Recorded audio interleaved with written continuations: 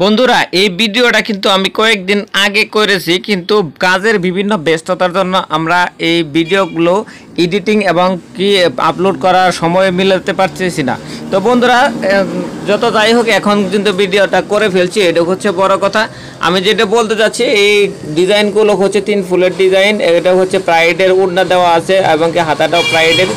দেখুন এত সুন্দর করে কাজ করা হয়েছে, কাজ এবং কালার কম্বিনেশনগুলো অনেক সুন্দর দেখা যাচ্ছে।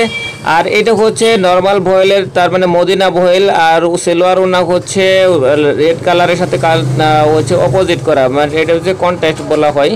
তো